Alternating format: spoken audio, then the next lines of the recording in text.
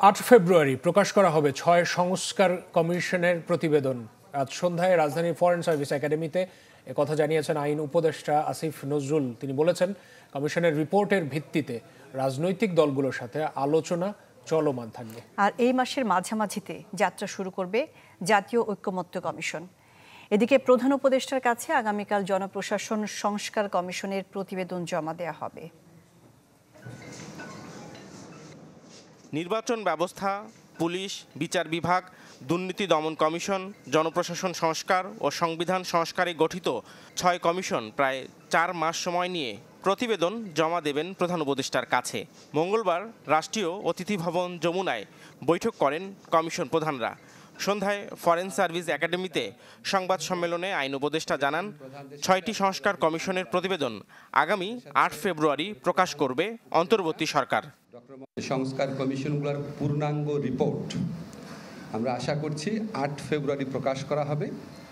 8 ফেব্রুয়ারি একই সাথে এই সংস্কার কমিশনের প্রধানরা মিলে আশু করণীয় কী আছে, সংস্কার কার্যের ক্ষেত্রে আশু করণীয় কী আছে, মধ্যমেয়াদে কী আছে, বা ভবিষ্যতে নির্বাচনের পরে যদি তারা কিছু করতে চায় সেটা কী আছে, সেটা 6টা কমিশন মিলে একটা সর্বসম্মত সুপারিশনামা পেশ করবেন। আসিফ নজরুল জানান, কমিশনের প্রতিবেদনের ভিত্তিতে ফেব্রুয়ারির মাঝামাঝিতে বৈঠক শুরু করবে জাতীয় ঐকমত্য কমিশন।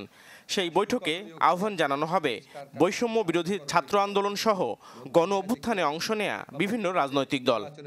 গণ অভ্যুত্থানের পক্ষের সকল শক্তির সাথে আলোচনা এবং সমঝোতা ক্রমে জাতীয় ঐকমত্য কমিশনের প্রথম আনুষ্ঠানিক বৈঠক অনুষ্ঠিত হবে। আমরা আশা করছি এটা ফেব্রুয়ারির মাঝামাঝি সময় অনুষ্ঠিত হবে এবং এটা রাজনৈতিক দলগুলোর সাথে কথা বলে ডেটটা ঠিক করা হবে। এদিকে সচিবালয়ে জনপ্রশাসন সংস্কার কমিশন প্রধান আব্দুল মুঈদ চৌধুরী জানান, বুধবার প্রধান উপদেষ্টার কাছে প্রতিবেদন জমা দেবেন তারা, যাতে থাকছে শতাধিক সুপারিশ। বিভিন্ন জায়গায় জেলাতে উপজেলাতে আমরা গিয়ে কথা বলেছি, অনেক লোকের অনলাইনে আমরা অপিনিয়ন নিয়েছি, সেগুলোর ভিত্তিতে আমাদের রিপোর্ট আজকে আমরা চূড়ান্ত করে স্বাক্ষর করব। কালকে দুপুরে 12:30টায় আমরা মাননীয় প্রধান উপদেষ্টার অফিসে যাব এবং তাকে হস্তান্তর করব।